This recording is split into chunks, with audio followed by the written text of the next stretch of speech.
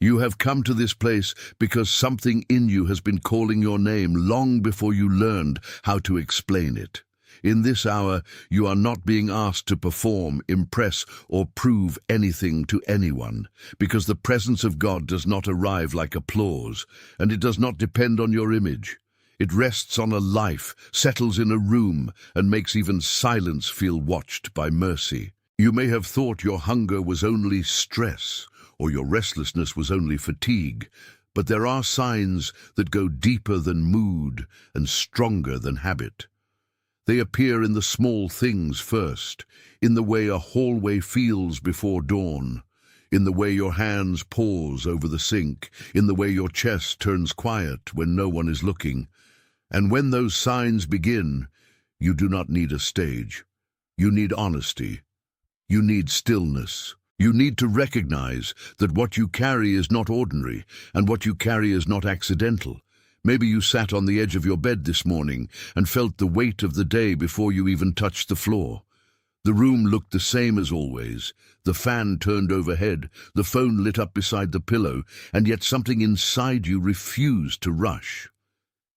That is one of the first signs, because the presence of God changes your relationship with haste. Your shoulders may have been tight, your breathing shallow, and the old pressure to run ahead of peace may have been speaking loudly. But there was another voice under it. You were not built to be driven by noise. You were built to be led by light. And when that light begins to touch you, it does not always shout, it often interrupts. It makes the ordinary feel charged. It makes a quiet room feel like a place where heaven has already been speaking. You have also noticed how certain places no longer fit the same way they used to. A kitchen table, a church bench, a bus seat, a corridor after everyone leaves. All of them can become places where your heart suddenly becomes aware of God. You may lift a cup of coffee and feel a strange stillness, or stand by the window and realize your thoughts have stopped fighting for once. That stillness is not emptiness. It is recognition. Your body knows when it is standing near what is holy, even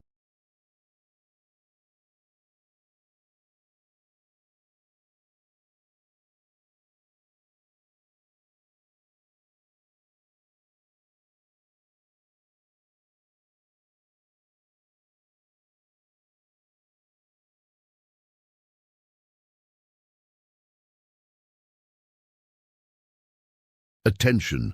You need to prepare now.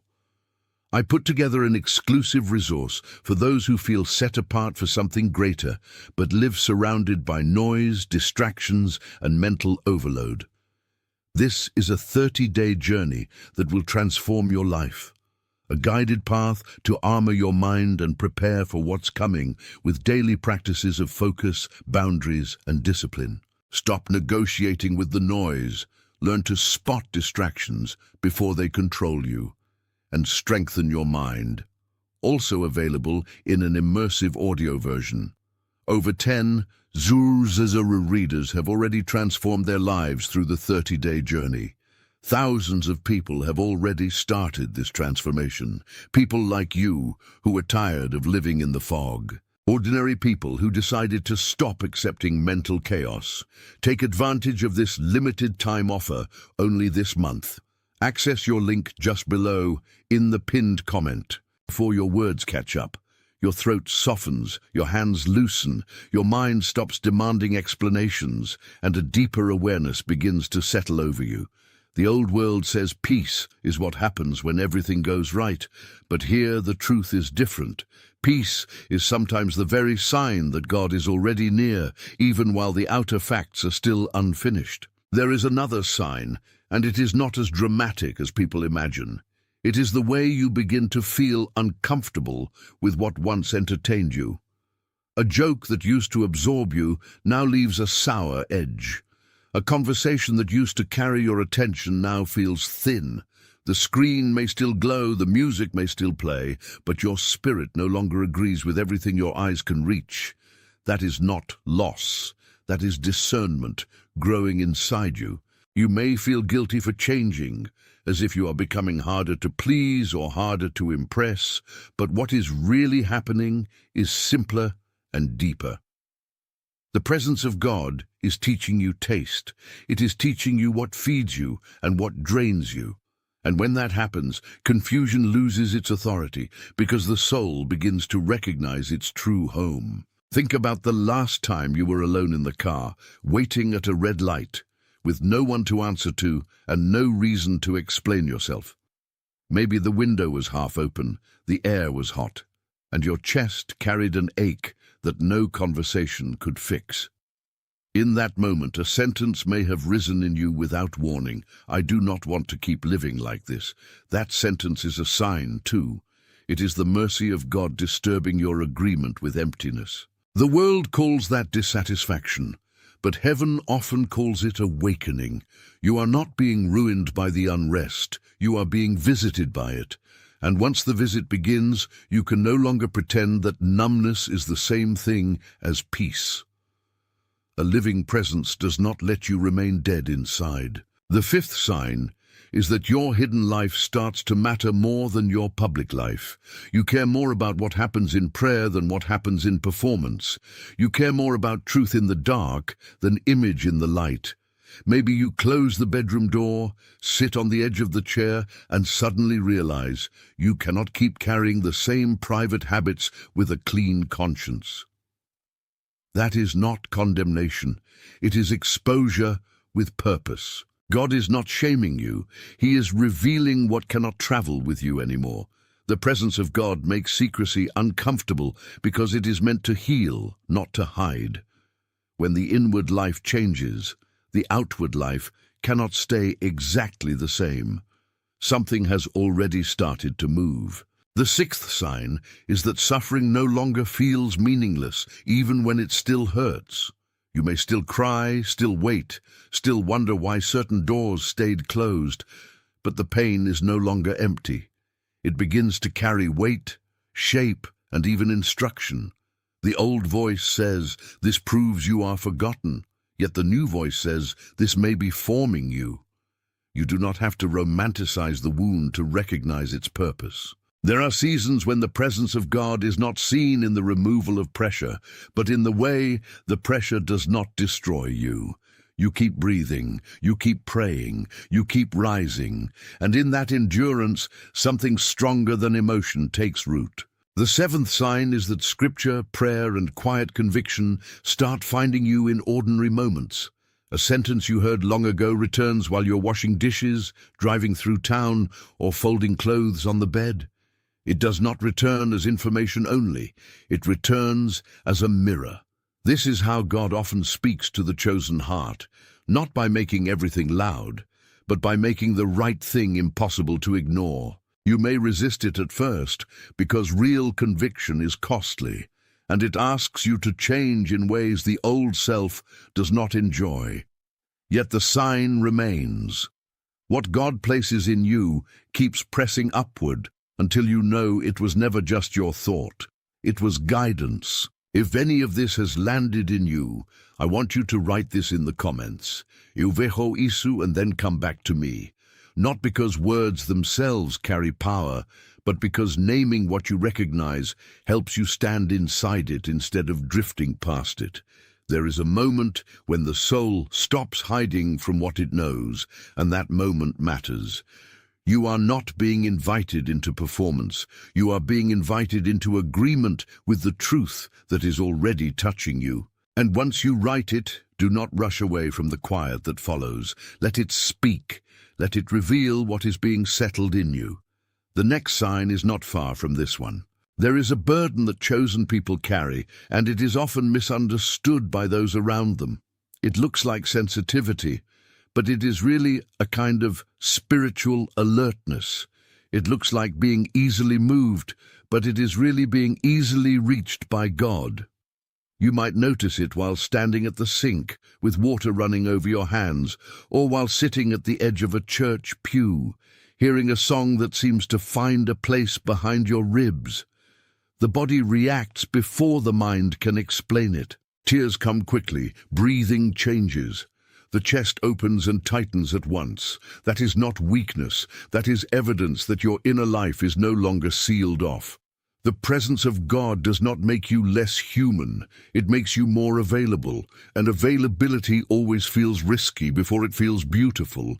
You have probably also discovered that your prayers are changing. At first, you prayed mostly for relief, for doors, for answers, for visible progress. Now there are moments when prayer becomes less like asking and more like yielding. Your words slow down. Your inner pace softens. You begin to notice that God is not only interested in what you want from Him, but in what He is forming in you through the wanting. That shift is not small. It is the difference between using God as an emergency exit and knowing Him as a dwelling place. A dwelling place changes how you carry pain, how you carry time, and how you carry yourself. You do not rush what He is teaching. You listen. There is also the sign of holy interruption. You may be in the middle of a normal day, answering messages, walking through the market or cleaning the house, and suddenly a deep conviction settles over you without warning. It is not always dramatic. Sometimes it is just a quiet stop inside, a silence that asks you to look again. You realize you cannot keep calling everything normal when your spirit has started to notice what your schedule tried to ignore. This is one reason many people miss the presence of God. They keep waiting for thunder when the signal is already in the interruption. The interruption is not against you. It is for you. It protects what matters before distraction can steal it. The chosen life is often marked by this strange double experience. You feel both exposed and sheltered at the same time. Exposed because God will not let you keep using old excuses forever. Sheltered because even when you are corrected, you are not abandoned. You may look back and see how many times you were spared from your own speed, your own pride, your own panic. At the time, it felt like delay. Later, it will read like mercy.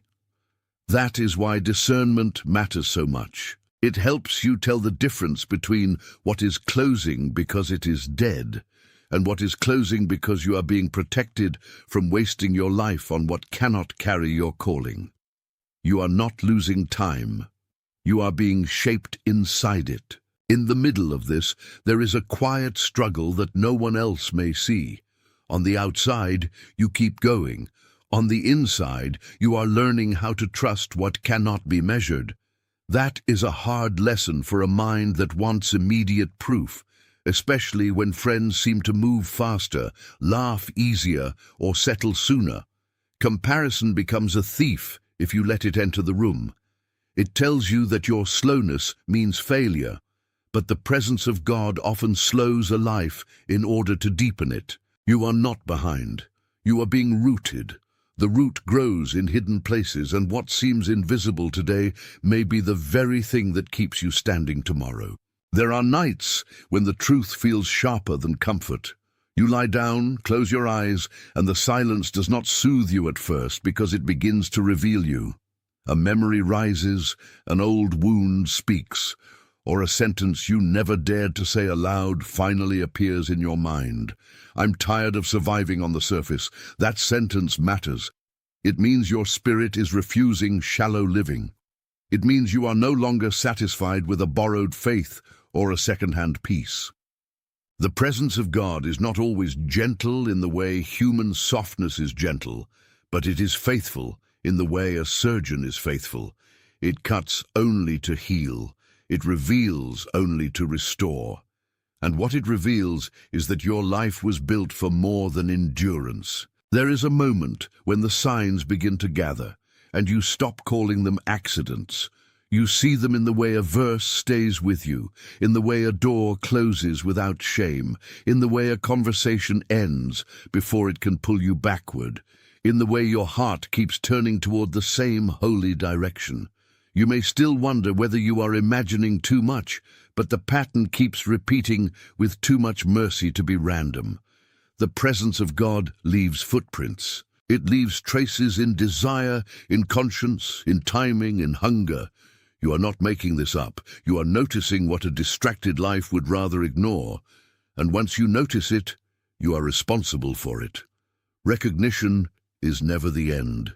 It is the threshold. So stay with the threshold and do not treat it like a hallway you can cross without change. The same God who meets you in quiet also calls you forward in truth. You will not be able to carry the presence of God and keep living as if nothing is asking of you. The sign is never just consolation, it is commission.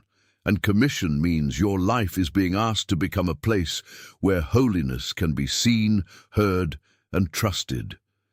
Even your ordinary routines begin to matter differently. The way you answer the phone, the way you forgive quickly, the way you refuse to feed bitterness, all of it becomes part of the sign. The presence of God is never only an experience, it becomes a way of living. There is a deeper mark that appears when you are alone long enough to stop pretending. You no longer enjoy the old masks, even when they once helped you survive. The mask of being fine, the mask of being untouchable, the mask of being in control. In the bathroom mirror, with water still on your face and the towel hanging crooked on the hook, you see a person who cannot keep performing forever. That confrontation is painful, but it is also cleansing. God often meets people where the masks are easiest to remove, because He is not looking for a polished image. He is looking for a willing heart. And once the heart becomes willing, it starts to heal in places applause never reached. You may also notice a new tenderness toward other people. Their pain is harder to dismiss. Their stories stay with you longer. Their tears no longer feel like interruptions. This is one of the quiet signs of divine presence, because God's nearness makes the heart less self-enclosed. The chosen life is not a life of superiority. It is a life of softened boundaries where mercy can move through you. But that tenderness has a price. It can make you feel more vulnerable, more affected, more tired after long conversations that carry no life. Still, the cost is not a punishment. It is the trade God makes with the soul. Less armor, more compassion, less performance, more truth. Write this in the comments now, esto pronto, and then come back to me. Say it as a declaration, not as a theory. There is a moment when readiness stops being a future event and becomes a present posture. This is that moment. You are not just hearing about the presence of God. You are standing in the evidence of it, and evidence changes what you can honestly deny. So do not keep the sign at a distance. Let it name you while it is still fresh. And once you have written it, remain with the image that has carried us this far, because it is beginning to open into something even clearer. You are like a lamp that was never meant to be hidden under a heavy cloth, and the cloth has already started to loosen. The light is not your invention. It is what is showing through you when the room gets dark enough. You see it in the bedroom when the only sound is the fan and the distant traffic outside. You see it in the kitchen when a simple cup of water becomes a quiet altar of gratitude. You see it in the car when the road stretches ahead and your heart no longer belongs to its old fear. The lamp did not become light by trying harder. It became visible because something greater lit it from within. That is what the presence of God does in a life. It does not manufacture shine. It reveals what was already touched. And when the lamp begins to glow, you become more aware of what has tried to cover it. Fear tries to cover it with hesitation. Shame tries to cover it with memory. Distraction tries to cover it with noise. You may feel those things pressing in, and for a while the room may still look dim, but dimness is not the same as extinguishing. The presence that awakened you is still there, and the light that was given to you is not fragile in the way fear says it is. It may tremble under pressure, but it does not disappear merely because the weather changes.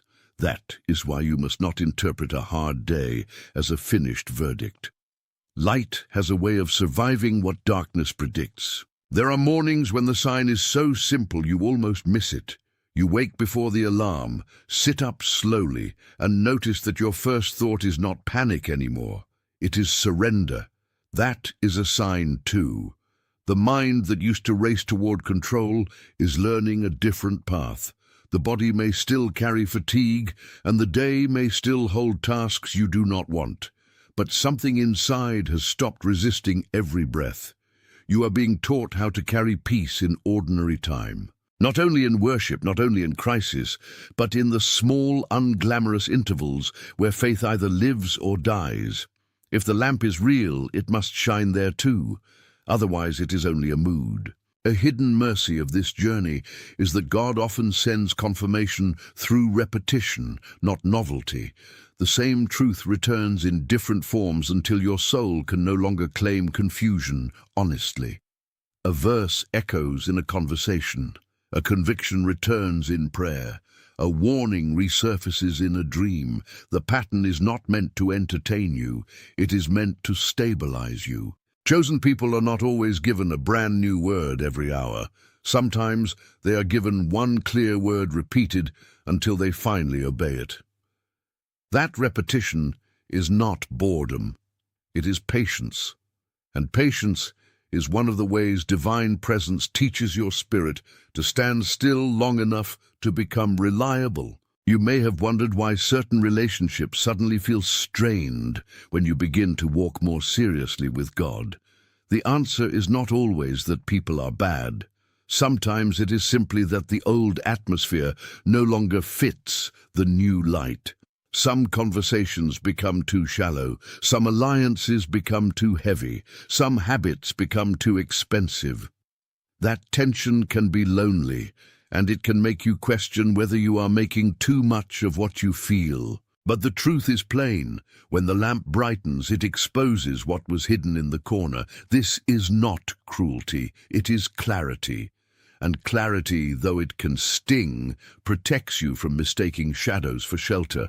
There is also the sign of sacred resistance. You begin to resist what once had no resistance from you. You pause before words that used to fly out freely.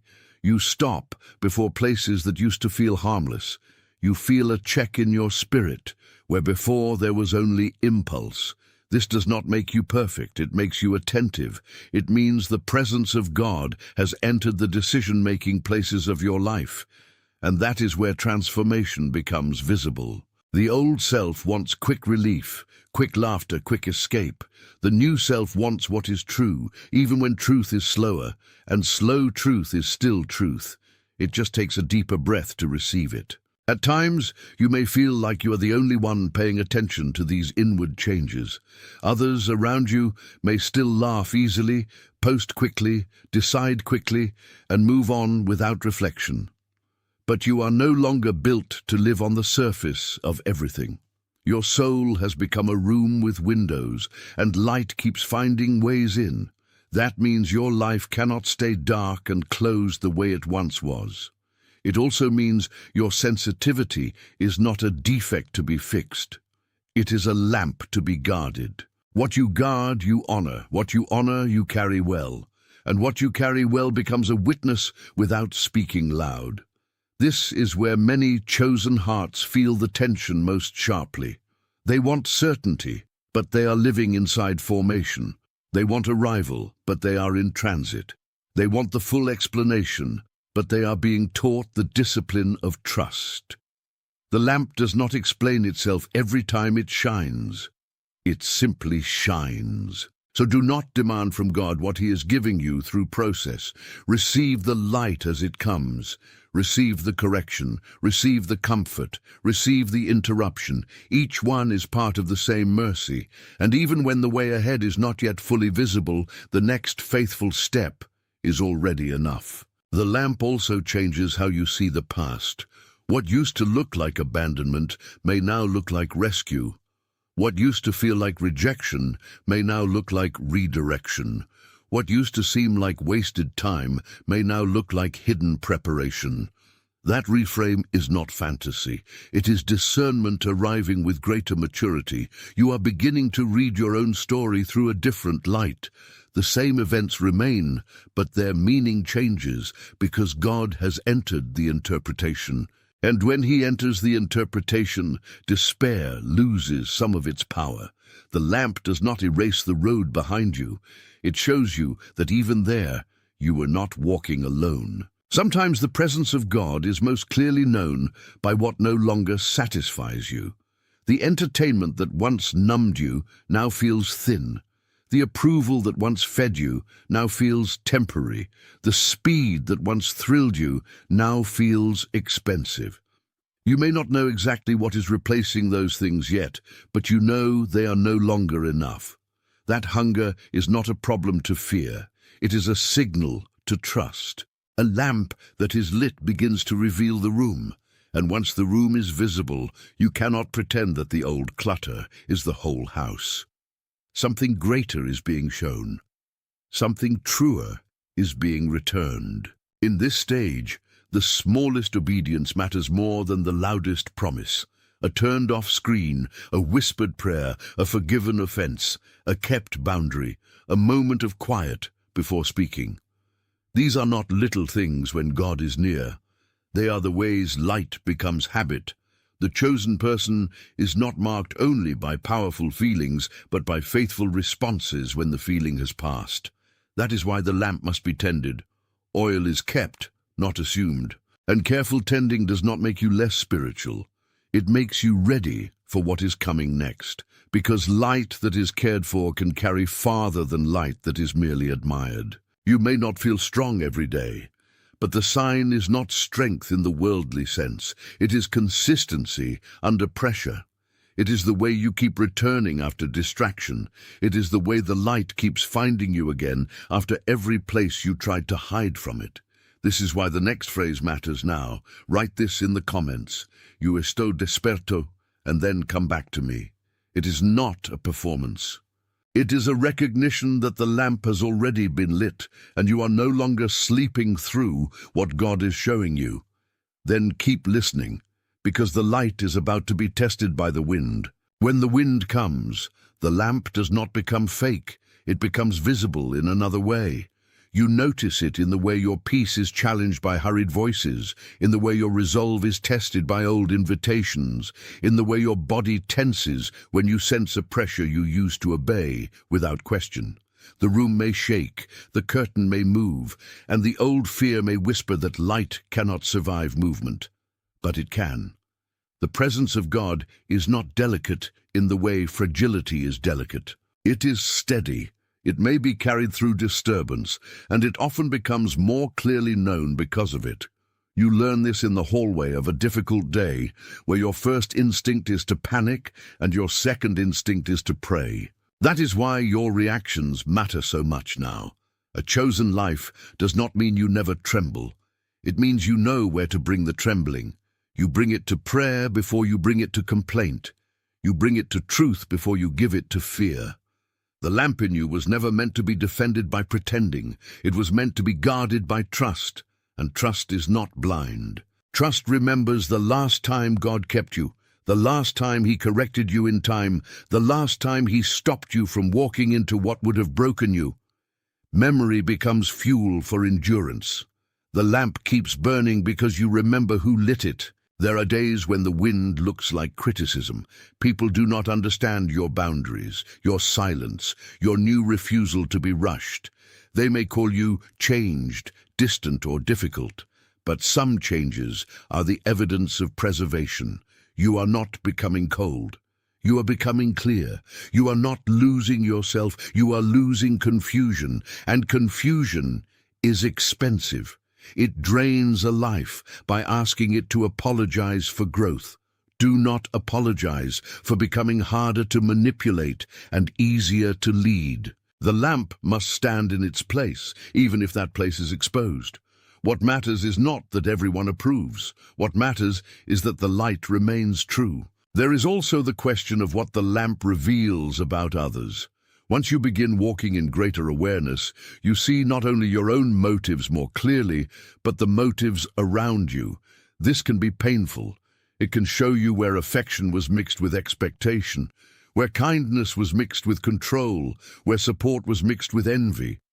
Discernment cuts through illusion, and illusion rarely leaves quietly. Yet seeing clearly is better than living comfortably in deception. The presence of God does not isolate you from the world, but it does separate truth from pretense inside your heart. That separation is not cruelty, it is mercy in a sharper form. The lamp also teaches patience with your own process. You may expect instant transformation, but often God works in layers. First the light touches, then it reveals, then it refines, then it steadies. The sequence matters. When you demand the final form too early, you miss the meaning of the middle. The middle is where the lamp learns endurance. The middle is where the room becomes familiar enough for peace to stay. So do not despise the gradual work. The presence of God often grows strongest in the life that has learned how to remain. Remaining is not passive. Remaining is a form of faith. I want you to hear this carefully. The presence of God in your life is not measured only by emotion, but by fruit. It shows itself in humility where pride used to rule, in patience where panic used to rule, in honesty where self-protection used to rule. You are not being asked to invent that fruit by effort alone. You are being asked to keep the lamp open to the oil. Stay near prayer. Stay near script hope.